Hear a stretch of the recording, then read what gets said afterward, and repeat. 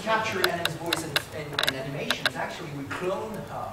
We recreate an avatar in 3D in a very precise way. So we have a team of about 12 people, highly specialized in cloning people.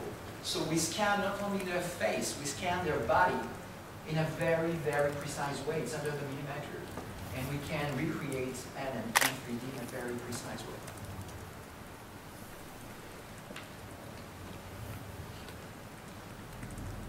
And then we can shoot. So the shooting has been a lot of work. It's about 12 months of shooting pretty much every day for 12 months. So this is pretty much like 4 or 5 movies shot at the same time. Preparing the same process every morning. This is a gym we call a ROM, which is a technical thing we do every morning, pretty much twice or 3 times a day, to make sure that the markers are where they are, and that we are sure, with Steve showing what to do. And we have a gym with a face, same thing. And this is a result in real time. This is really what we get. So it works exactly seamlessly without any post-animation. I've got a couple of things to explain before. This is Annen's first day on stage. What we're going to do, how we're going to work, technique, and all these things. We just capture the markers, but the markers are really precise, including on your face. So you don't need to overact. You don't need to do that. I mean, things like this. I mean, you can be as subtle as you would in a film. And the technology will get it. So don't bother about all this. And don't touch your markers. Interactivity is really a strange thing compared to movies where you don't need to bother about what the audience will do because they just watch. Here, most of the time, the player will control you. So in some cases, you will have to do something and do a variation of this based on what the player says. So don't be surprised you saw that in the script. If sometimes you need to say yes and no and maybe.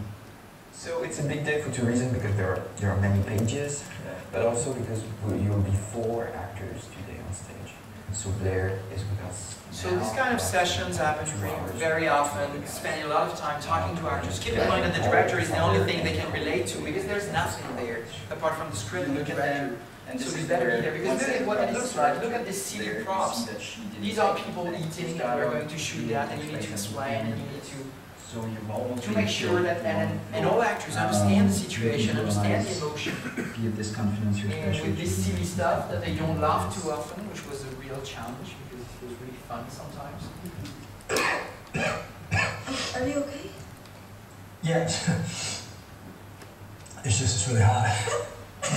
Okay, can we start that just over again?